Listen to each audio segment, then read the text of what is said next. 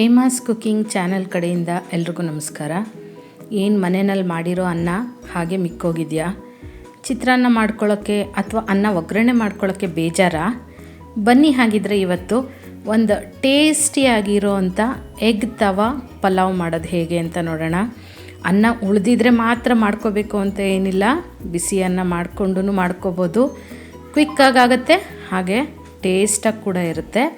ಇದನ್ನು ಮಾಡೋದು ಹೇಗೆ ಅಂತ ತಿಳ್ಕೊಳ್ಳೋಕ್ಕೂ ಮುಂಚೆ ನೀವು ನನ್ನ ಚಾನಲ್ಗೆ ಹೊಸಬ್ರಾಗಿದ್ದರೆ ದಯವಿಟ್ಟು ಸಬ್ಸ್ಕ್ರೈಬ್ ಮಾಡ್ಕೊಳ್ಳಿ. ಹಾಗೆ ಪಕ್ಕದಲ್ಲಿ ಕಾಣೋ ಬೆಲ್ನ ಕ್ಲಿಕ್ ಮಾಡಿದಾಗ ನಾನು ಯಾವುದೇ ಹೊಸ ವಿಡಿಯೋ ಅಪ್ಲೋಡ್ ಮಾಡಿದ್ರೂ ನಿಮಗೆ ನೋಟಿಫಿಕೇಷನ್ಗಳು ಬರುತ್ತೆ. ಇದ್ರ ಜೊತೆಗೆ ಈ ವಿಡಿಯೋ ನಿಮಗೆ ಇಷ್ಟ ಆದರೆ ಒಂದು ಲೈಕ್ ಕೊಟ್ಟು ಕಮೆಂಟ್ ಮಾಡೋದನ್ನು ಕೂಡ ಮರಿಬೇಡಿ. ಬನ್ನಿ ಹಾಗಿದ್ರೆ ಈ ಎಗ್ ತವಾ ಪಲಾವ್ ಮಾಡೋದು ಹೇಗೆ, ಅದಕ್ಕೆ ಏನೇನು ಪದಾರ್ಥಗಳು ಬೇಕು ಅಂತ ನೋಡೋಣ. ನಾನಿಲ್ಲಿ ಒಂದು ಹೆಚ್ಚಿರುವಂಥ ಈರುಳ್ಳಿನ ತೊಗೊಂಡಿದ್ದೀನಿ, ಹಾಗೆ ಒಂದು ಹೆಚ್ಚಿರುವಂಥ ಟೊಮೆಟೊ, ಸುಮಾರು 10 ಬೆಳ್ಳುಳ್ಳಿನ ಸಣ್ಣದಾಗಿ ಹೆಚ್ಚಿಟ್ಕೊಂಡಿದ್ದೀನಿ, 1 ಕ್ಯಾರೆಟ್ನ ಸಣ್ಣದಾಗಿ ಹೆಚ್ಚಿಟ್ಕೋಬೇಕು, ಕೊತ್ತಂಬರಿ ಸೊಪ್ಪು, ಹಾಗೆ 2 ಹಸಿಮೆಣಸಿನ್ಕಾಯಿನ ಕೂಡ ಸಣ್ಣದಾಗಿ ಹೆಚ್ಚಿಟ್ಕೋಬೇಕು. ನಾನು ನೋಡಿ ಈ ಎಲ್ಲದನ್ನು ಈ ಸ್ಟೀಲ್ ಚಾಪಿಂಗ್ ಬೋರ್ಡ್ ಮೇಲೆ ಹೆಚ್ಚಿಟ್ಕೊಂಡಿದ್ದೀನಿ. ಈ ಚಾಪಿಂಗ್ ಬೋರ್ಡು ತುಂಬ ಚೆನ್ನಾಗಿದೆ. ನಾವು ಪ್ಲಾಸ್ಟಿಕ್ ಅಥವಾ ವುಡ್ ಉಪಯೋಗಿಸೋ ಬದಲು ಈ ರೀತಿ ಸ್ಟೀಲ್ ಚಾಪಿಂಗ್ ಬೋರ್ಡ್ ಉಪಯೋಗಿಸ್ಬೋದು. ಇದರ ಲಿಂಕ್ನ ನಾನು ಡಿಸ್ಕ್ರಿಪ್ಷನ್ ಬಾಕ್ಸಲ್ಲಿ ಕೊಟ್ಟಿರ್ತೀನಿ, ಒಂದು ಸರಿ ಚೆಕ್ ಮಾಡ್ಕೊಳ್ಳಿ.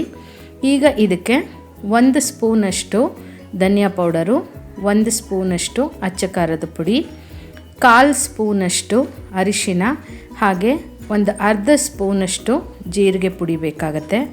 ಜೊತೆಗೆ 1 ಬೌಲಷ್ಟು ಅನ್ನ ಬೇಕಾಗತ್ತೆ. ನಾನಿಲ್ಲಿ ಸುಮಾರು 3 ಜನಕ್ಕೆ ಆಗುವಷ್ಟು ಕ್ವಾಂಟಿಟಿನಲ್ಲಿ ನಿಮಗೆ ತೋರಿಸ್ತಾ ಇದ್ದೀನಿ. ಅದ್ರ ತಕ್ಕನಾಗೆ ನೀವು ಅನ್ನ ಮಾಡಿಟ್ಕೋಬೋದು. 4 ಮೊಟ್ಟೆ ಅಂದರೆ ಬೇಯಿಸಿರೋವಂಥ ಮೊಟ್ಟೆನ ತೊಗೊಂಡಿದ್ದೀನಿ. ಈ ಮೊಟ್ಟೆನ ನಾವು ಬೇಯಿಸಿ ಸಿಪ್ಪೆ ತೆಗೆದು ಇದನ್ನು ತುರ್ಕೋಬೇಕಾಗತ್ತೆ. ಆದಷ್ಟು ದಪ್ಪ ಹೋಲಿರೋ ಅಂಥ ಕಡೆ ತುರ್ಕೊಳ್ಳಿ. ಕೆಲವ್ರು ಏನಂದರೆ ಈ ಮೊಟ್ಟೆ ಹಳದಿ ಭಾಗನ ತಿನ್ನೋದಿಲ್ಲ, ಆದರೆ ನೀವು ಈ ರೀತಿ ತುರಿದುಬಿಟ್ಟು ಪಲಾವ್ ಮಾಡಿಕೊಟ್ಟಾಗ ತಿಂತಾರೆ, ಚೆನ್ನಾಗಿ ಕೂಡ ಇರುತ್ತೆ. ಈಗ ಈ ಎಲ್ಲ ಮೊಟ್ಟೆನೂ ತುರಿದಿಟ್ಕೋಬೇಕಾಗತ್ತೆ. ಇದ್ರ ಜೊತೆಗೆ ಒಂದು ಹಸಿ ಮೊಟ್ಟೆ ಕೂಡ ಬೇಕಾಗತ್ತೆ. ಅದು ಏನಕ್ಕೆ ಅಂತ ನಾನು ಮುಂದೆ ಹೇಳ್ತೀನಿ ನಿಮಗೆ. ನೋಡಿ, ಈ ರೀತಿ ಎಲ್ಲ ಮೊಟ್ಟೆಗಳನ್ನೂ ತುರಿದಿಟ್ಕೋಬೇಕು. ಈಗ ಒಂದು ಬಾಣಲಿನ ಬಿಸಿಗಿಟ್ಟು ಅದಕ್ಕೆ ಸುಮಾರು 3ರಿಂದ 4 ಟೇಬಲ್ ಸ್ಪೂನಷ್ಟು ಎಣ್ಣೆ ಹಾಕ್ಕೋಬೇಕು. ಎಣ್ಣೆ ಸ್ವಲ್ಪ ಕಾಯ್ತಾ ಇದ್ದಂಗೆ ಹೆಚ್ಚಿಟ್ಕೊಂಡಿರುವಂಥ ಬೆಳ್ಳುಳ್ಳಿನ ಹಾಕ್ಕೊಂಡು ಇದನ್ನು ಒಂದು ಸ್ವಲ್ಪ ಫ್ರೈ ಮಾಡ್ಕೋಬೇಕಾಗತ್ತೆ. ನೋಡಿ, ಈಗ ಬೆಳ್ಳುಳ್ಳಿನ ಫ್ರೈ ಮಾಡ್ಕೊತಾ ಇದ್ದೀನಿ. ಇದ್ರ ಜೊತೆಗೆ ಬೇಕಿದ್ರೆ ನೀವು ಸಣ್ಣದಾಗಿ ಶುಂಠಿನ ಕೂಡ ಹೆಚ್ಚು ಹಾಕ್ಕೋಬೋದು. ಈಗ ನಿಮಗೆ ಬಾಯಿಗೆ ಈ ಬೆಳ್ಳುಳ್ಳಿ ಸಿಗೋದು ಇಷ್ಟ ಇಲ್ಲ ಅಂದರೆ ಶುಂಠಿ ಬೆಳ್ಳುಳ್ಳಿ ಪೇಸ್ಟನ್ನು ಕೂಡ ನೀವು ಅರ್ಧದಿಂದ 3/4 ಸ್ಪೂನಷ್ಟು ಹಾಕ್ಕೋಬೋದು. ಈಗ ಇದಕ್ಕೆ ಹೆಚ್ಚಿರುವಂಥ ಈರುಳ್ಳಿನ ಸೇರಿಸ್ಕೊತಾ ಇದ್ದೀನಿ. ಈರುಳ್ಳಿನ ಆದಷ್ಟು ಸಣ್ಣದಾಗಿ ಹೆಚ್ಕೊಳ್ಳಿ. ಜೊತೆಗೆ 2 ಹಸಿಮೆಣಸಿನ್ಕಾಯಿ ಹಾಕ್ಕೋತಾ ಇದ್ದೀನಿ. ಇದು ಆಪ್ಷನಲ್ಲು, ನಿಮಗೆ ಬೇಕಿದ್ದರೆ ಹಾಕ್ಕೊಳ್ಳಿ, ಇಲ್ಲಾಂದರೆ ಸ್ಕಿಪ್ ಕೂಡ ಮಾಡ್ಬೋದು. ಏನಕ್ಕಂದರೆ ನಾವು ಅಚ್ಕಾರದ ಪುಡಿ ಕೂಡ ಉಪಯೋಗಿಸ್ತಾ ಇರೋದ್ರಿಂದ ಮೆಣಸಿನ್ಕಾಯಿ ಹಾಕಲೇಬೇಕು ಅಂತ ಕೂಡ ಏನಿಲ್ಲ, ಇದ್ದರೆ ಹಾಕ್ಕೋಬೋದು, ಇಲ್ಲ ಅಂದರೆ ಬೇಡ. ಈಗ ಈ ಈರುಳ್ಳಿ ಮೆಣಸಿನ್ಕಾಯಿನ ಒಂದು ಸ್ವಲ್ಪ ಫ್ರೈ ಮಾಡ್ಕೋಬೇಕು. ಅದು ಸ್ವಲ್ಪ ಫ್ರೈ ಆಗ್ತಾ ಇದ್ದಂಗೆ ಇದಕ್ಕೆ ನಾನಿಲ್ಲಿ 1 ದೊಡ್ಡ ಗಾತ್ರದ ಟೊಮೆಟೊನ ಸಣ್ಣದಾಗಿ ಹೆಚ್ಚಿಟ್ಕೊಂಡಿದ್ದೀನಿ, ಅದನ್ನು ಹಾಗೆ ಜೊತೆಗೆ ಕ್ಯಾರೆಟ್ನ ಹಾಕ್ಕೋಬೇಕು. ಇದ್ರ ಜೊತೆಗೆ ಬೇಕಿದ್ರೆ ನೀವು ಬಟಾಣಿನ ಹಾಕ್ಕೋಬೋದು, ಬೀನ್ಸನ್ನು ಹಾಕ್ಕೋಬೋದು, ಕ್ಯಾಪ್ಸಿಕಮ್ ಹಾಕ್ಕೋಬೋದು. ಇದೆಲ್ಲದೂ ನಿಮ್ಮ ಚಾಯ್ಸು, ನಿಮಗೆ ಯಾವುದು ಬೇಕೋ ಅದನ್ನು ನೀವು ಹಾಕ್ಕೋಬೋದು. ಎಲ್ಲದನ್ನು ಎಣ್ಣೆಯಲ್ಲಿ ಈ ಕ್ಯಾರೆಟು ಎಲ್ಲ ಸ್ವಲ್ಪ ಬೇಯಬೇಕು, ಹಾಗೆ ಟೊಮೆಟೊ ಎಲ್ಲ ಸಿಪ್ಪೆ ಬಿಡೋವರೆಗೂ ಚೆನ್ನಾಗಿ ಇದನ್ನು ಬೇಯಿಸ್ಕೋಬೇಕು. ಹಾಗೆ ಇದೆಲ್ಲ ಬೇಗ ಬೇಯಬೇಕು ಅಂದರೆ ಈಗಲೇ ಇದಕ್ಕೆ ರುಚಿಗೆ ತಕ್ಕಷ್ಟು ಉಪ್ಪನ್ನು ಕೂಡ ಸೇರಿಸ್ಕೊಂಡ್ಬಿಡಿ. ಜೊತೆಗೆ ಅರ್ಧ ಸ್ಪೂನಷ್ಟು ಅರಿಶಿನ ಹಾಕ್ಕೋಬೇಕು. ಇದು ನಿಮಗೆ ಒಳ್ಳೆ ಕಲರ್ ಕೊಡುತ್ತೆ. ಈಗ ಈ ಎಲ್ಲದನ್ನು ಒಂದು ಸ್ವಲ್ಪ ಅದೆಲ್ಲ ಬೆಂದು ಎಣ್ಣೆ ಬಿಡೋವರೆಗೂ ನೀವು ಫ್ರೈ ಮಾಡ್ಕೋಬೇಕು. ಇದೇ ರೀತಿ ನಾನು ಸಾಕಷ್ಟು ಮೊಟ್ಟೆ ರೆಸಿಪೀಸ್ಗಳನ್ನ ತೋರಿಸಿದ್ದೀನಿ.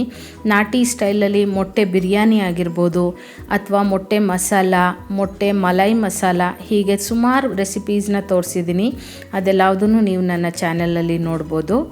ಈಗ ಇದಕ್ಕೆ ನಿಮಗೆ ಖಾರಕ್ಕೆ ಹೇಗೆ ಬೇಕೋ ಹಾಗೆ ಅಚ್ಚ ಖಾರದ ಪುಡಿ, ಧನಿಯಾ ಪೌಡರು, ಜೀರಾ ಪೌಡರು ಹಾಗೆ ಗರಂ ಮಸಾಲಾನ ಹಾಕ್ಕೋಬೇಕು. ಇದು ಇಂತಿಷ್ಟೇ ಅಂತ ಏನಿಲ್ಲ ಖಾರ. ನಿಮಗೆ ಸ್ವಲ್ಪ ಸ್ಪೈಸಿ ಆಗಬೇಕು ಅಂದರೆ ಸ್ವಲ್ಪ ಜಾಸ್ತಿ ಹಾಕ್ಕೋಬೋದು. ನಾನಿಲ್ಲಿ 1 ಸ್ಪೂನಷ್ಟು ಅಚ್ಚ ಖಾರದ ಪುಡಿನ ಉಪಯೋಗಿಸಿದ್ದೀನಿ. ನೀವು ನಿಮಗೆ ಖಾರಕ್ಕೆ ಹೇಗೆ ಬೇಕೋ ಹಾಗೆ ನೋಡಿಕೊಂಡು ಹಾಕ್ಕೊಳ್ಳಿ. ಹಾಗೆ ಇದೆಲ್ಲ ಹಸಿ ವಾಸನೆ ಹೋಗೋವರೆಗೂ ಗ್ಯಾಸ್ನ ಲೋ ಫ್ಲೇಮ್ನಲ್ಲಿ ಇಟ್ಕೊಂಡು ಚೆನ್ನಾಗಿ ಫ್ರೈ ಮಾಡ್ಕೋಬೇಕು. ಇದೆಲ್ಲ ಒಂದು ಸ್ವಲ್ಪ ಫ್ರೈ ಆಗಲಿ. ನೋಡಿ ಈಗ ಎಲ್ಲ ಚೆನ್ನಾಗಿ ಫ್ರೈ ಆಗಿದೆ. ಟೊಮೆಟೊ ಎಲ್ಲ ಕೂಡ ತುಂಬ ಚೆನ್ನಾಗಿ ಸಾಫ್ಟಾಗಿ ಒಂದು ಗೊಜ್ಜು ರೀತಿ ಕನ್ಸಿಸ್ಟೆನ್ಸಿ ಆಗಿದೆ. ಈಗ ಇದಕ್ಕೆ 1 ಮೊಟ್ಟೆನ ಒಡೆದ್ಬಿಟ್ಟು ಹಾಕ್ಕೋತಾ ಇದ್ದೀನಿ. ಇದನ್ನು ಹಾಕೋದ್ರಿಂದ ಏನಂದರೆ ನಿಮಗೆ ಮಸಾಲೆ ಎಲ್ಲ ಚೆನ್ನಾಗಿ ಹೊಂದ್ಕೊಳ್ಳುತ್ತೆ ಅಂತ ಅಷ್ಟೇ. ಇಲ್ಲ ನಾವು ಬರೀ ತುರಿದ್ಬಿಟ್ಟು ಹಾಕ್ತೀವಿ ಅಂತ ಹಾಕಿದ್ರೂ ಕೂಡ ಪರವಾಗಿಲ್ಲ. ಇದನ್ನೇನು ಹಾಕಲೇಬೇಕು ಅಂತ ಕೂಡ ಏನಿಲ್ಲ, ಆಪ್ಷನಲ್ಲು. ಹಾಕಿದ್ರೆ ನಿಮಗೆ ಚೆನ್ನಾಗಿರುತ್ತೆ. ಅಟ್ಲೀಸ್ಟು 1 ಮೊಟ್ಟೆನಾದರೂ ಹಾಕ್ಕೊಳ್ಳಿ. ನಿಮಗೆ ಆವಾಗ ತಿನ್ನೋವಾಗ ಒಂದೊಂದು ಬೈಟಲ್ಲೂ ನಿಮಗೆ ಆ ಮೊಟ್ಟೆದು ಫ್ಲೇವರು ಚೆನ್ನಾಗಿರುತ್ತೆ. ಈಗ ಈ ಮೊಟ್ಟೆ ಎಲ್ಲ ಚೆನ್ನಾಗಿ ನಾವು ಹಾಕಿರೋದು ಡ್ರೈ ಆಗಬೇಕು, ಎಗ್ ಬುರ್ಜಿ ಥರ. ಅಷ್ಟು ಫ್ರೈ ಮಾಡ್ಕೊಂಡ್ಮೇಲೆ ಇದಕ್ಕೆ ನಾವೇನು ತುರಿದಿಟ್ಕೊಂಡಿದ್ವಿ ಮೊಟ್ಟೆ, ಇದನ್ನು ಹಾಕ್ಕೊಂಡು ಒಂದು 2 ನಿಮಿಷ ಇದನ್ನು ಆ ಮಸಾಲೆ ಜೊತೆ ಹೊಂದ್ಕೊಳ್ಳೋ ಅಷ್ಟು ಮಿಕ್ಸ್ ಮಾಡಿಕೊಂಡ್ರೆ ಸಾಕು. ತುಂಬ ಫ್ರೈ ಮಾಡೋದು ಏನು ಬೇಡ, ಯಾಕಂದರೆ ಇದು ಮೊದಲೇ ಬೆಂದಿದೆ. ಹಾಗಾಗಿ ತುಂಬ ಫ್ರೈ ಮಾಡ್ಕೊಳ್ಳೋ ಅವಶ್ಯಕತೆ ಏನಿಲ್ಲ.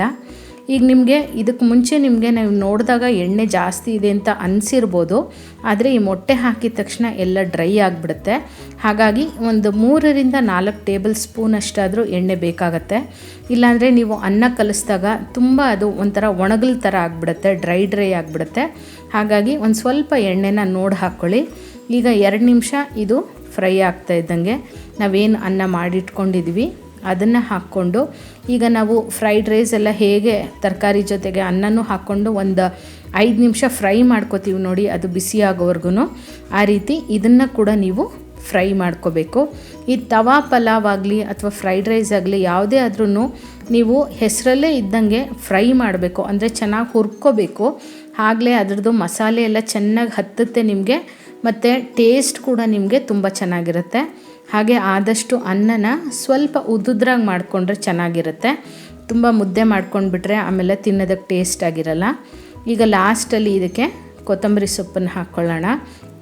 ನೋಡಿ ಎಷ್ಟು ಕ್ವಿಕ್ಕಾಗಿ ಉಳಿದಿರೋ ಅನ್ನದಲ್ಲಿ ಕೂಡ ರೆಗ್ಯುಲರಾಗಿ ಮಾಡ್ಕೊಳ್ಳೋ ಚಿತ್ರಾನ್ನ ಅಥವಾ ಒಗ್ಗರಣೆ ಅನ್ನ, ಮೆಣಸಿನನ್ನ ಇದು ಬಿಟ್ಟು ಈ ರೀತಿ ಎಗ್ ತವಾ ಫ್ರೈ ಮಾಡಿಕೊಟ್ಟಾಗ ಯಾರಿಗೂ ಕೂಡ ಇದು ಮಿಕ್ಕಿದೆ ಅನ್ನ ಅಂತ ಕೂಡ ಅನಿಸಲ್ಲ. ಖುಷಿಯಾಗಿ ತಿಂತಾರೆ. ಒಂಥರ ಡಿಫ್ರೆಂಟಾಗಿ ಕೂಡ ಇರುತ್ತೆ, ಫಿಲ್ಲಿಂಗ್ ಆಗಿರುತ್ತೆ. ಮೊಟ್ಟೆ ಹಾಕಿರೋದ್ರಿಂದ ಪ್ರೋಟೀನ್ ಕೂಡ ಚೆನ್ನಾಗಿರುತ್ತೆ. ಇವತ್ತು ನಿಮಗೆ ನಾನು ಮಾಡಿರೋ ಈ ರೆಸಿಪಿ ಇಷ್ಟ ಆದರೆ ನೀವು ಮನೆಯಲ್ಲಿ ಒಮ್ಮೆ ಟ್ರೈ ಮಾಡಿ ಹೇಗೆ ಬಂತು ಅಂತ ನನಗೆ ಖಂಡಿತ ಕಮೆಂಟ್ ಮೂಲಕ ತಿಳಿಸಿ. ಮತ್ತಷ್ಟು ಈಸಿಯಾದಂಥ ರೆಸಿಪೀಸ್ಗಾಗಿ ಹಾಗೆ ಟಿಪ್ಸ್ಗಾಗಿ ಹೇಮಾಸ್ ಕುಕಿಂಗ್ ಚಾನಲ್ನ ಮರೀದೇ ಸಬ್ಸ್ಕ್ರೈಬ್ ಮಾಡ್ಕೊಳ್ಳಿ. Thank you.